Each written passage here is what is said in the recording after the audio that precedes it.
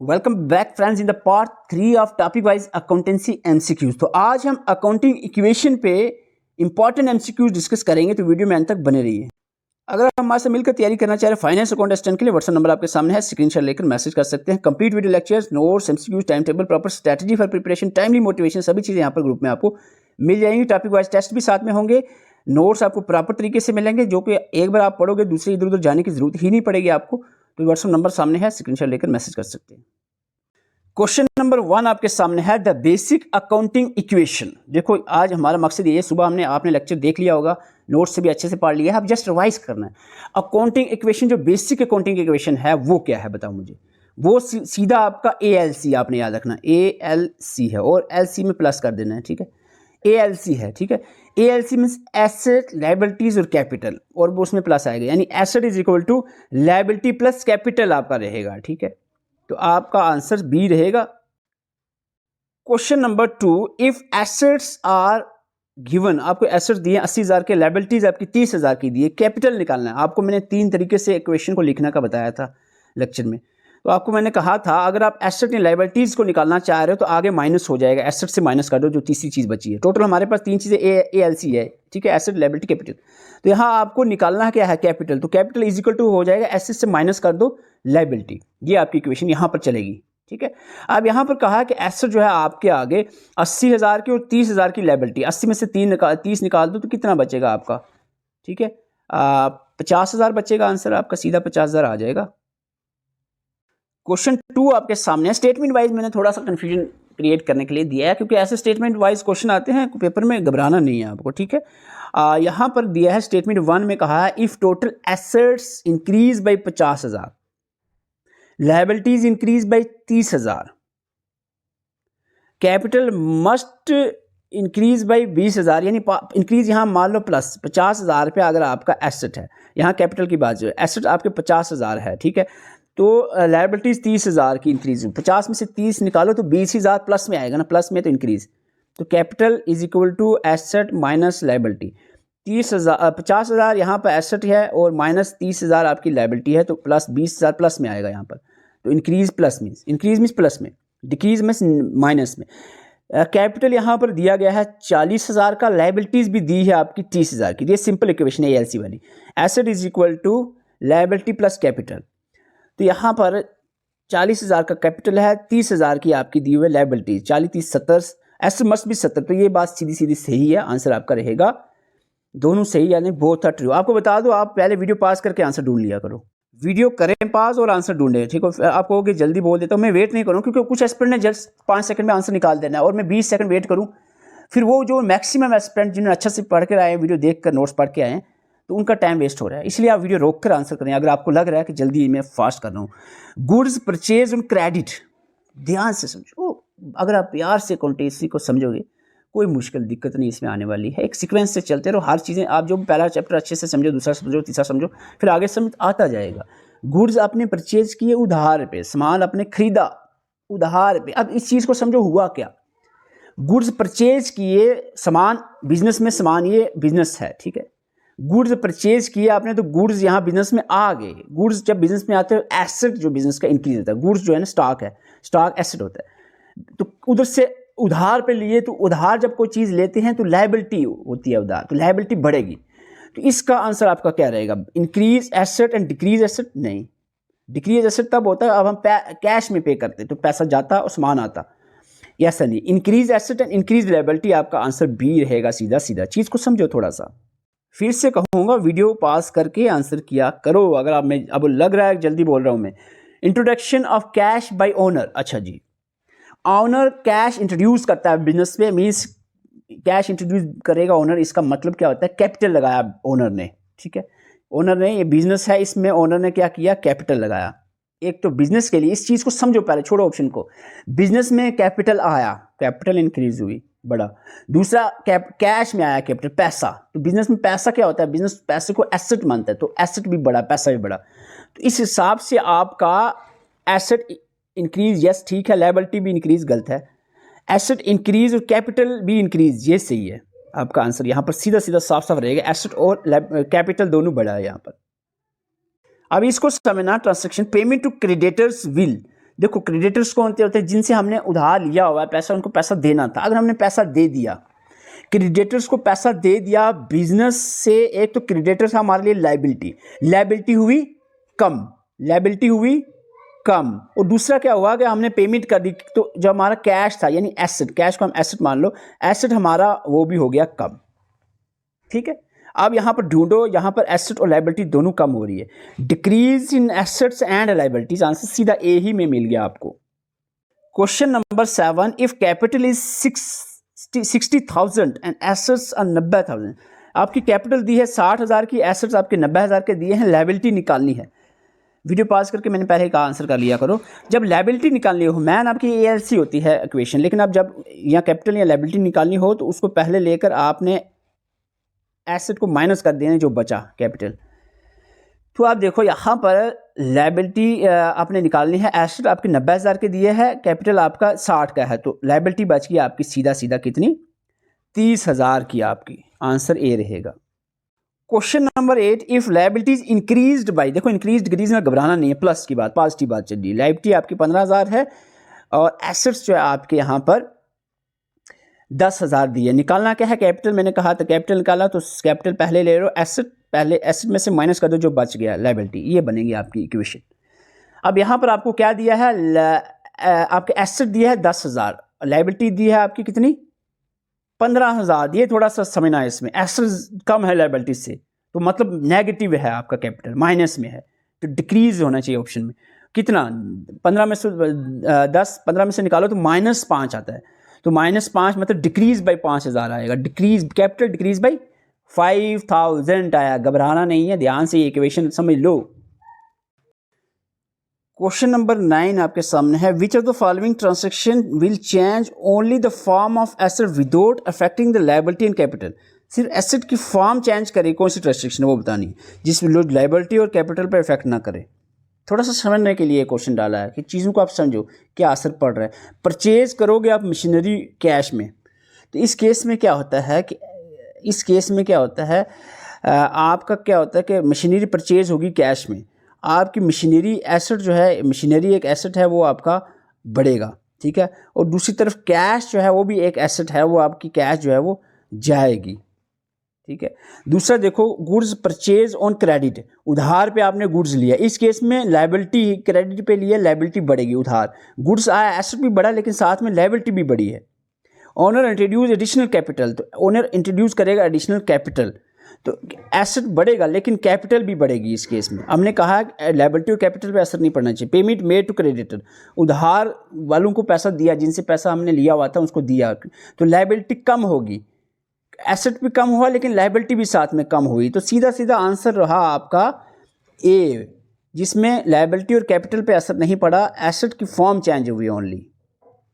तो question number 10 पे आ जाते हैं। Question number 10, which of the following is incorrect regarding the accounting equation. Accounting equation के related incorrect बताना है आपको।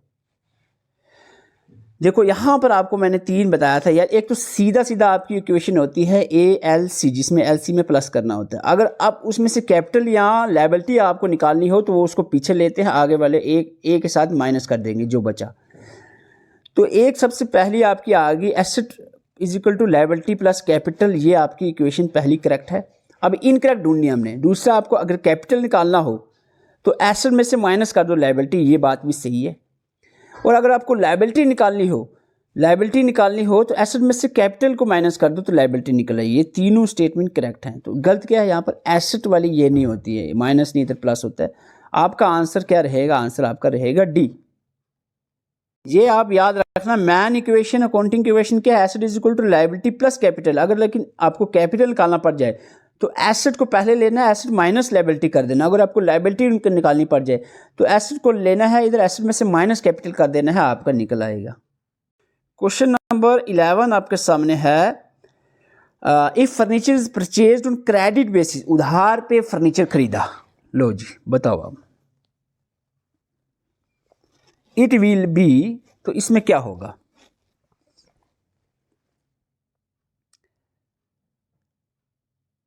इंक्रीज इन एसेट्स यहाँ पर बात एसेट फिक्स और करंट की बात नहीं है, एसेट ओवरऑल की आई। मानते हैं फर्नीचर आएगा तो अगर वो बेचने के लिए नहीं है तो फिक्स एसेट में आएगा, लेकिन यहाँ ओवरऑल एसेट की फर्नीचर आया, परचेज करेंगे तो फर्नीचर आएगा, इंक्रीज फर्नीचर एसेट इंक्रीज, ये सब में दिया है, यहाँ तक सही बात है।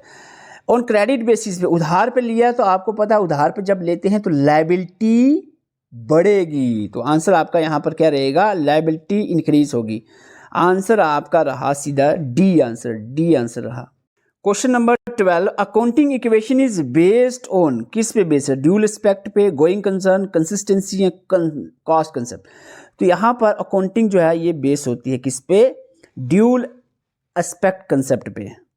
Question number 13, if liabilities increase without change in asset then, liability बढ़ती है लेकिन एसेट्स में फर्क नहीं पड़ा, इसका क्या मतलब है, समझो आप। यहाँ पर 14 आपके सामने है, sale of goods for cash, cash में सामान बेचा आपने कैश में सामान बेचा, यानी सामान बेचा और पैसे लिए। तो इस केस में क्या हुआ, सामान क्या था, स्टॉक, वो एसेट होता है, एसेट कम हुआ और एसेट आया, एक एसेट कम हुआ एक एसेट आया, स्टॉक कम हुआ और कैश आया। तो इंक्रीज एसेट एंड कैपिटल नहीं, ठीक है, इंक्रीज एसेट और लायबिलिटीज़ नहीं, लायबिलिटी कहाँ से यहाँ पर आ गई, डिक्रीज एसेट, ठीक है डिक्रीज हुआ लेकिन इंक्रीज भी हुआ, कैश भी तो आया नहीं। वन एसेट इंक्रीज, ठीक है, इंक्रीज यानी कैश आया, एक कैश वाला एसेट बढ़ा, एंड अनदर एसेट डिक्रीज, यहाँ पर स्टॉक वाला एसेट डिक्रीज हुआ, आंसर डी रहेगा आपका।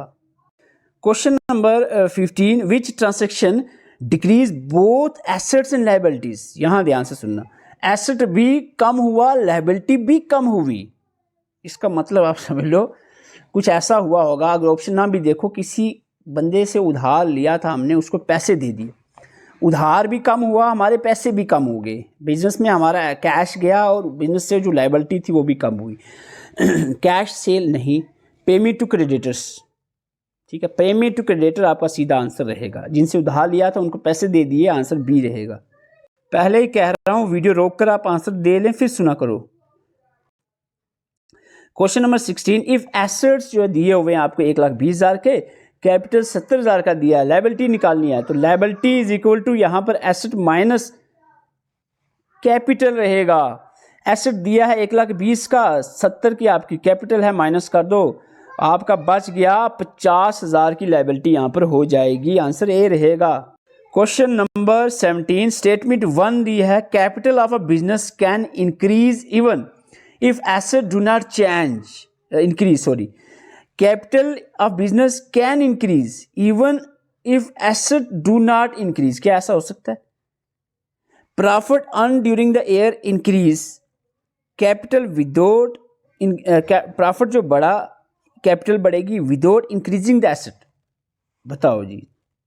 यहाँ पे क्वेश्चन थोड़ा ट्रिकी बन रहा है आपके लिए, बता दूं आपको, यहाँ पर capital of the business can increase even if the asset do not change, इस केस में ऐसा हो सकता है कि बंदे से उधार हमने उसको पैसे देने थे, लायबिलिटी थी हमारी, तो उसने 50,000 हमने उसको देने थे, हमने पैसे दिया नहीं, लेकिन उसको कहा कि आप हमारे बिजनेस में आ जाओ, इसी 50,000 को एज अ कैपिटल हम ले लेंगे, तो उस केस में कैपिटल बढ़ा लेकिन एसेट जो नहीं गया, हमारा कोई पैसा नहीं गया, हमने कोई चीज़ उसको दी नहीं है, लायबिलिटी कम होगी वो अलग बात है, लेकिन कैपिटल यहाँ पर बिजनेस की कैपिटल जो है वो बड़ी है, ठीक है, एसेट पे कोई असर नहीं पड़ा। दूसरा है profit earn during the year increase the capital, ये बात ठीक है, विदाउट इंक्रीजिंग एसेट यहाँ पर थोड़ा पॉसिबल नहीं है। जब भी प्रॉफिट आती है, अर्न जब रेवेन्यू होता है, या तो बंदा डेटर्स आते हैं जिनको हमने सामान दे दिया, पैसे लिए नहीं हैं, लेकिन वो हमारे लिए एसेट है, ठीक है, पैसे हमने चाहे नहीं लिए, हमारे एसेट है, एसेट बढ़ेगा वो, या तो पैसे ले लिए तब भी एसेट बढ़ेगा। तो जब भी प्रॉफिट होगा तो एसेट पे असर पड़ेगा, एसेट बढ़ेंगे, इंक्रीज होगा तभी प्रॉफिट है तो आंसर रहेगा, दूसरी स्टेटमेंट गलत, आंसर डी रहेगा, सॉरी आंसर आपका रहेगा 1 true and 2 false, C answer रहेगा। क्वेश्चन नंबर 18 आपके सामने है, purchase of goods for cash will, goods cash पे खरीदे तो क्या होगा, goods increase assets only, goods purchase goods for cash, purchase किया कैश, सामान आया कैश गया, ठीक है, पैसे गए भी हैं, डिक्रीज एसेट, ठीक है, increase one asset and decrease another asset, ये आपका आंसर रहेगा सीधा सीधा। क्वेश्चन नंबर आपका 19 है, if liabilities are paid off using cash capital remain unchanged. यहाँ पर बात समझो आप, लायबिलिटी किसी का उधार था, हमने पैसे में दे दिया, कैपिटल रिमेन अनचेंज। तो कैपिटल रिमेन अनचेंज यहाँ पर एक हिसाब से नहीं रहेगी। जब उधार कम होता है, लायबिलिटी कम होती है बिजनेस पे, तो कैपिटल ऑटोमेटिकली बढ़ जाती है उस हिसाब से। दूसरी स्टेटमेंट कह रही है payment of liabilities reduces the asset and liabilities by equal amount. ठीक है, पेमेंट लायबिलिटीज करेंगे, एसेट को कम करेगा लायबिलिटी, और कैपिटल इक्वल अमाउंट में, ये बात भी सही है। तो आंसर बोथ रहेगा, आंसर इसका ए रहेगा, A, both are true. Question number 20 आपके सामने है। स्टेटमेंट 1 दी है purchase of asset on credit effects only assets.